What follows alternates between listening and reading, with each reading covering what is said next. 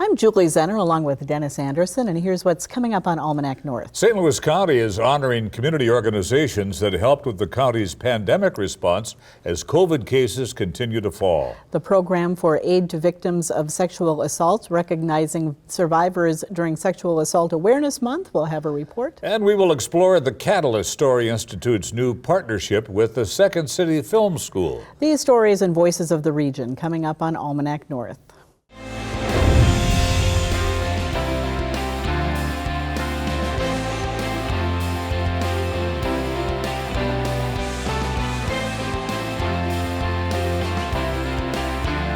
Hello and welcome to Almanac North. Thanks for watching. And Denny, I think we're all ready for spring to make an appearance. Enough with the snow already. I think we've had more than enough. I want to see that big orange globe in the sky a little more, like we had today to melt some of this stuff. Yeah, it was out there with starting, but now it's going to get pretty slushy. That's what I'll put up with the slush. All right. Okay. Well, let's begin with the headlines. All right. Thank you very much, Julie.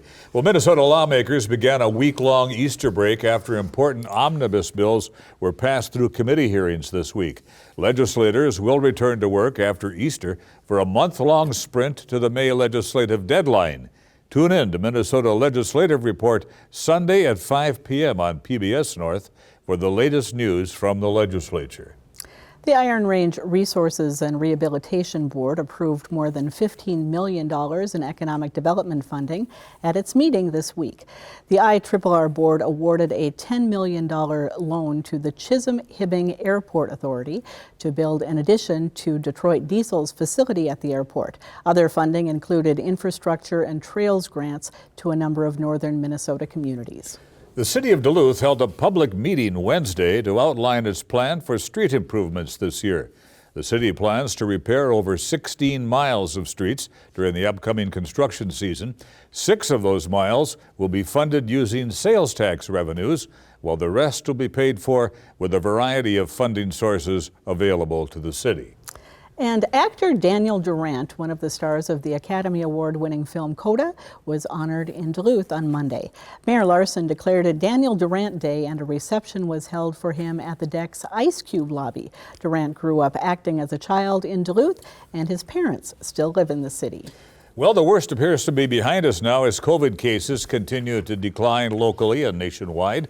This week, St. Louis County began honoring the community partners who lent a hand in the county's pandemic response. Here with an update is Patrick Boyle, St. Louis County Commissioner and Chair of the Board's Health and Human Services Committee. And Amy Westbrook is St. Louis County's Public Health Division Director. And thank you both for being on Almanac North tonight. Thank you. Well, Amy, we're really 2 solid years now into the COVID pandemic. Seem like we've been fighting this for a long time.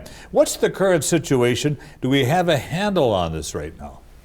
Well, we did have some pretty major spikes with the Delta variant and the Omicron variant, and we've dropped our numbers significantly since that. So hopefully we have a lot of immunity out there, a lot of vaccinated people, a lot of people who may have been exposed, and we are seeing our numbers come down. So they have notched up a bit this past week, but we're still pretty good for our numbers relative to where we were even a couple months ago. So what are hospitalization rates like? Are we still putting a lot of people in the hospital? No, our hospitalization rates haven't increased yet. So that's a good thing. We know that people can get sick with COVID and have very mild illness. Sure. So hopefully that's what we'll see with the cases still out there. We're certainly still seeing people get sick and hospitalized, but our hospitalized numbers have not been as high as they have been certainly over the last few months. Mm-hmm. Commissioner Boyle, St. Louis County has been honoring some of the community partners who really stepped up with public health partnership awards. What are some of those things that organizations and people did that really went above and beyond that need to be recognized right now? Right. To begin with, it was about 25 months ago, about this time, that Amy, myself, Dr. Nick Van Dielen had a press conference announcing the first diagnosed case of COVID in St. Louis County. And it was our goal from that point to now, and I think Dennis brought it up, is our main goal was to prevent folks from inundating our ICU rooms. And we did that through the 2 surges, but we couldn't do it on our own. We knew that right away. And that's where we came in with our private and public partners. And what they did and did so well, while still doing their jobs on top of it, was to help educate folks in St. Louis County, to help set up sites to be able to have easy access to testing and immunizations. And that's who we really celebrated this past week. How many awards do we hand out? We handed out 41, and Really? just for the southern part of the county. So we're going to have a celebration up north at the end of the month in White Lakes when we're up there for a county board meeting. But you know, it was to take care of our most vulnerable, you know, the minority populations in St. Louis County, those suffering from homelessness, our veterans. And so what we really wanted to do is not have services come to us, but we have services, we're coming to you. And so it was the chums, the partners are chums, some of our churches, the Damiano Center, Lifehouse with our youth. That's where we really got it out, and we saved lives because of it, because of our partners. Amy, I think a lot of our viewers are probably concerned a little bit about any new variants that might be hiding out there. What's the situation right now? Sure. Well, Omicron continues to be the dominant variant, and we have seen the variant sublineages here in Minnesota and in the northeast part of Minnesota. But we know that there's, you know, the best thing we can do is get vaccinated, get boosted, and that offers the best protection against any variant that we have seen so far. Now there's an opportunity for many people to get a fourth shot. Would you recommend that at this point for anybody who qualifies for it, or might it be best to hold off for a while? Sure. Well, there is new recommendations for anyone over the age of 50 or anyone who is immunocompromised with certain conditions, and that it's a good, you know, getting a fourth booster is certainly a good idea. Timing-wise, it could be a good idea to talk to your physician to understand the best time for you. Our numbers are low. People may want to wait. People may want to get it now based on when they got their last shot. So there's a lot to consider, and the best resource is your physician. Patrick, this is Public Health Week in St. Louis County. What does that mean? It means a lot of different things. I think I was just talking to Amy before we started, public health will continue to go on, and I think it's really important that we emphasize in budgets moving forward that we always have that infrastructure in place for the next issue, whether that's a pandemic, a bird flu, we don't know, but we have to have that infrastructure in place and celebrate it. I'm so proud of our public health team, and not only taking on the last 2 years, but still working with vulnerable adults, with the WIC programs, with women with pregnancies, with children. So to continue that and move forward, it's preventive care, which is great. I wish we had far more time, and we don't. I'm sorry. Amy, Patrick, thank you very much for being on the program. Thank you. Thank you. Thank you.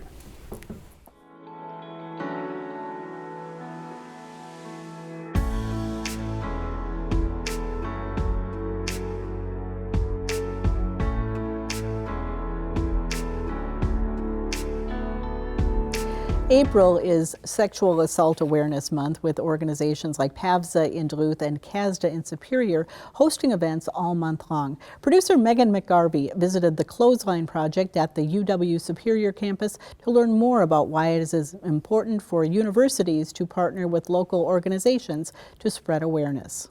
I think an awareness month is important because it's a tangible way that we're supporting survivors in the community. So it's a dedicated time where we try to plan some different actions around the community just to show support.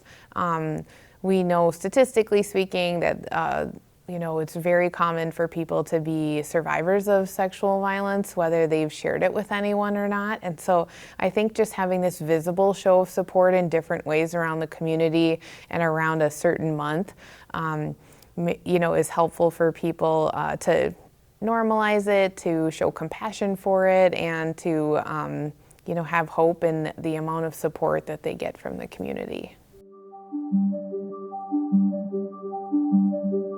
The Clothesline Project is just something that we do pretty much every single year. It's an opportunity to get out messages about sexual assault and sexual violence, helping bring messages that are more of those stories and those experiences that, sometimes provide that understanding of what somebody has gone through and how we might support people in better ways moving forward.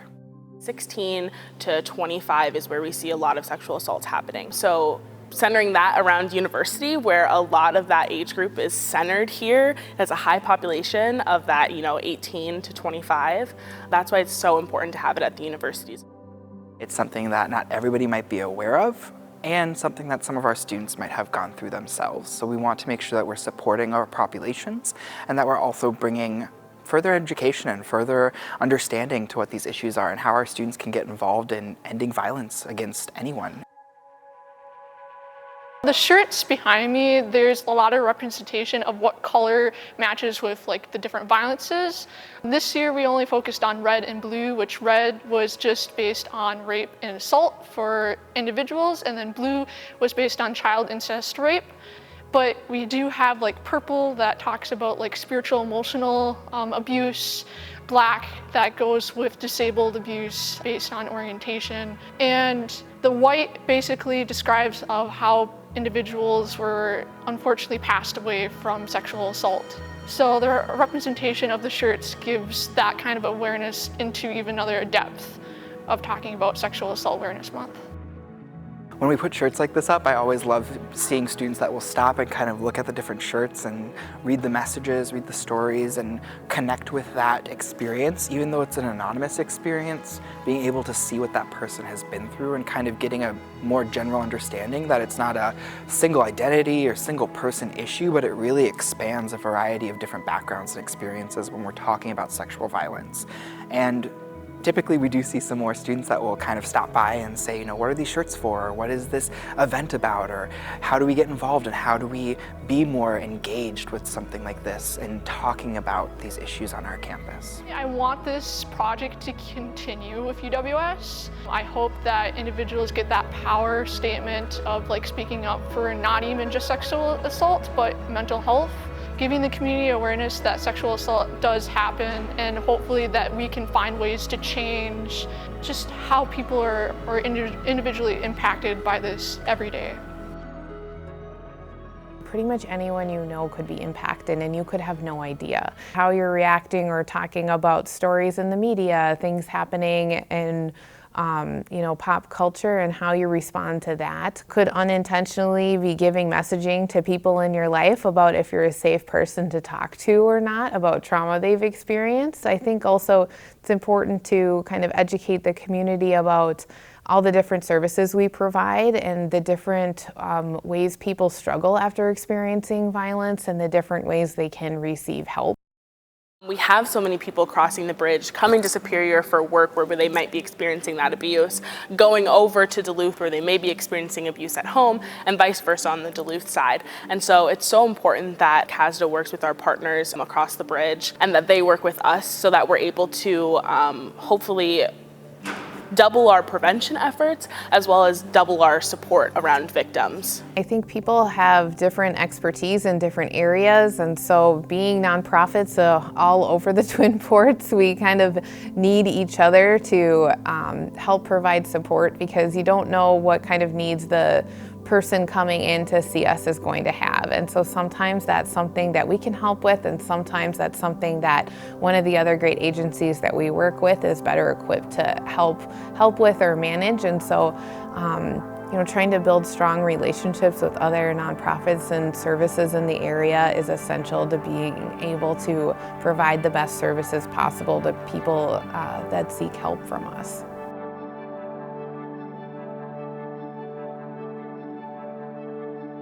A lot of times we only talk about sexual assault when it's these big cases that are publicized across the news, national news outlets, but it's happening everywhere. It's happening in schools, it's happening at home, it's happening in the public, and there really needs to be more awareness around it.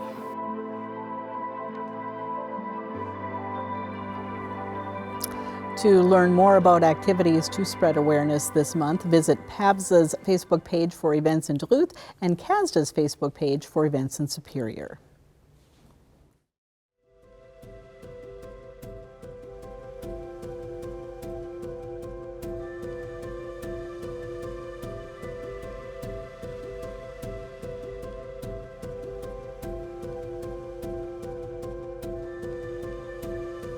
Duluth's Catalyst Story Institute recently announced a partnership with the Second City Film School, a group that has produced some of the biggest names in comedy.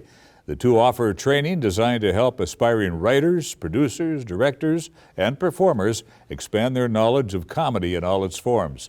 So now here to tell us more about this partnership is Phillip Gilpin, CEO and Executive Director at the Catalyst. And Dan Stockey is with the Upper Minnesota Film Office here in Duluth. Gentlemen, thank you both for being here tonight. Phillip, what are the goals of this partnership? Yeah, so Catalyst operates as a year-round story institute, and we focus primarily on episodic content. So whether that means television, short form, web, podcast, anything that's written in an episodic format. So we don't focus on film.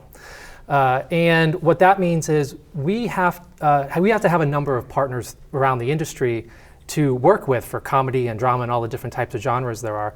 There's few better partners in the comedy realm than Second City, and the fact that it's a Midwest-based organization is a nice bonus as well. And our goal at the Institute is basically two things: help creators understand how the TV process works and how they can move their stories forward, but secondly, connect the Duluth creative community with the global creative community to create this two-way bridge where people are coming in to work on productions and local productions can find the resources they need to happen. Mm-hmm. As someone who grew up watching Second City, I realize that this sounds like a really cool opportunity for Duluth and for the Catalyst Story Institute. But could you talk, Dan, maybe about what those opportunities are for people who are interested in the industry here in the Duluth area? Oh, absolutely. Catalyst is doing an amazing job of bringing attention to Duluth and St. Louis County and the Northland to bring productions here. And UMFO, the Upper Midwest Film Office, we are, once they get here and say, hey, we want to shoot here, we're the ones who sort of help them through that. And there's amazing things going on. So far, we've got 7 projects that have shot and they've either wrapped or they're shooting right now that have brought $550,000 into St. Louis County. And in the next few months, we've got 7 more projects that are going to hit, and that's going to bring $4.2 million into St. Louis County. And all of those productions are bringing jobs and all the good things that come with that kind of money. So Dan, how difficult is it for new talent to advance their careers, maybe especially on television? Well, it's a challenge to be certain, but when there's sort of a wealth of production happening right now, especially with streaming services. There just need so much content. More outlets. Or there's more outlets. There's just, they can't meet demand for our eyeballs to see all of these shows. So if you're coming up in the industry right now and you want to do episodic television, it's a great time to be in this industry because it is blowing up, and it's blowing up here in Duluth. Mm-hmm.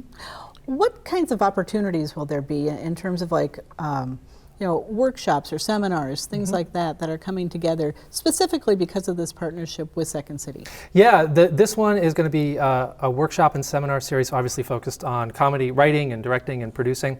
And then at the festival in the fall, we will have a Second City showcase, comedy showcase of a lot of different works. But there's actually a entire 4-part workshop series that's starting next week with Catalyst, and that is going to walk people through the reality of how TV works, how to write your story, how to write your pitch, how to create your budget. And we're going to be working with producers from places who have worked at like HBO, and there's going to be major financiers and investors coming in to talk with local creators about how do you actually go through the process and raise the money to produce your show.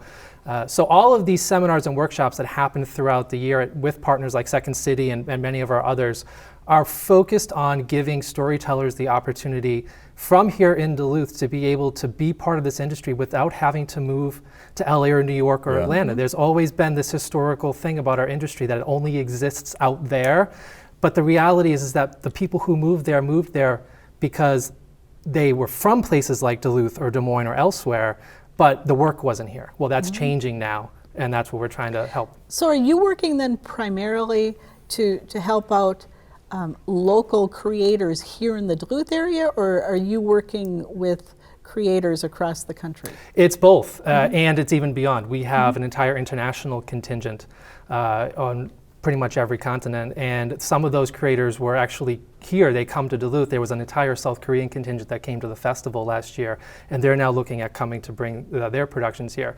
So it's really about putting Duluth at the center of the independent episodic TV world, and having Duluth be the place that everybody comes to learn, train, and get experience and produce their shows. I need a kind of a short answer. What's the process then that new talent must take to get their projects funded, produced, and then distributed? Come to the workshops. The workshops that we're going to be doing soon are free. They're sponsored by the Arrowhead Regional Arts Council. We will give you the full answer on that. Okay. Phil Gilpin, Dan Stockey, thank you very much for being with us. Thank you for having us. Thank you. All right, it's time now for Voices of the Region. And each week we hear from a journalist. Excuse me, I get to read. Oh, you get to read this. All right, go right ahead. It is time now for Voices of the Region. Each week we hear from a journalist covering stories of interest in the Northland. This week our reporter is Marshall Helmberger with the Timberjay News in Tower.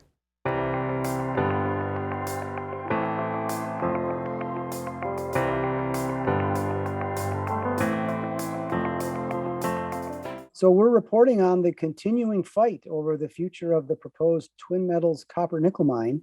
And that fight is coming despite the recent cancellation of mineral leases that are critical to the project and the proposed 20-year mineral withdrawal that would prevent new leases from being issued for the project for at least that 20-year period. The recent Russian invasion of Ukraine has given fresh fodder for the companies, for Twin Metals arguments about the strategic importance of the metals that they propose to mine.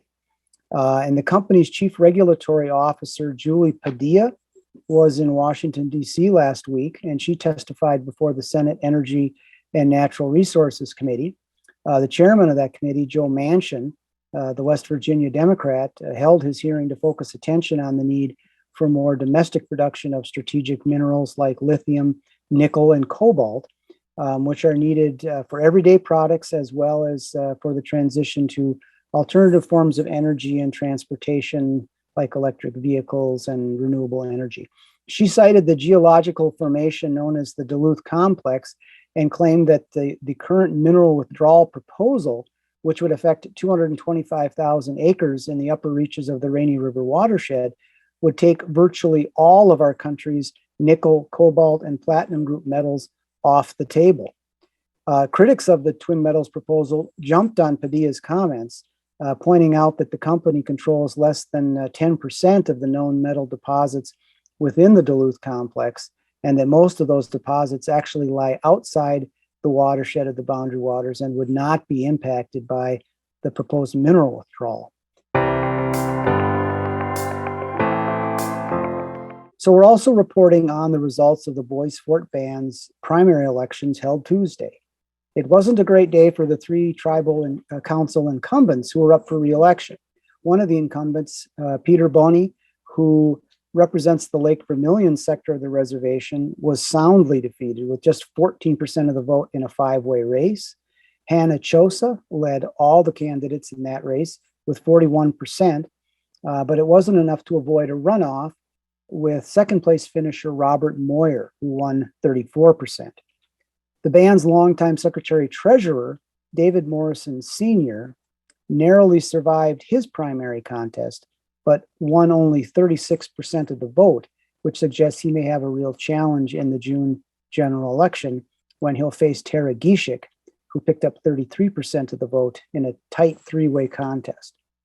In the Net Lake District contest, incumbent Shane Drift finished in second place in a four-way race behind Simona Benner. Drift will move on to the general election to face Benner, but it appears he may face an uphill fight. We're also reporting on the results of the most recent aerial moose survey conducted by the DNR. The agency didn't conduct the survey in 2021 due to COVID, so it's been 2 years since we've had a glimpse at the status of the moose population in the state's primary moose range, which encompasses northern St. Louis County, most of Lake and Cook counties. And the news was surprisingly hopeful, with an estimate of 4,700 animals. That's the highest estimate since 2011, before the population downturn that began around 2010. And there was other good news in the report, including that the calf to cow ratio was 0.45, which is the highest since 2005.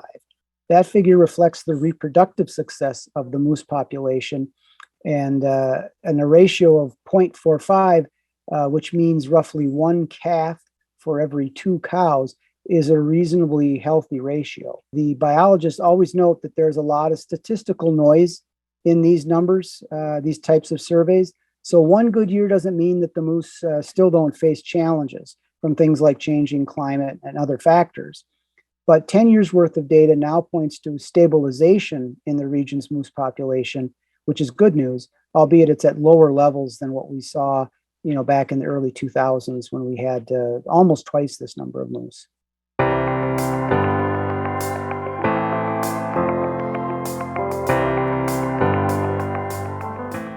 Well, that's our time this week, but you can stay up to date by following Almanac North on Facebook and Twitter. Visit the WDSE website for program updates, news about the station and upcoming events, and download the PBS video app to watch your favorite PBS programs on demand. Well, Denny, it appears that there is going to be a little bit of a melt in store for us this weekend. I think that's what a lot of people are hoping for. I know I'm one of them. Me too. All right. Thanks to our guests and to the crew here in the studio. With Dennis Anderson, I'm Julie Zenner. Have a great weekend. We'll see you next time.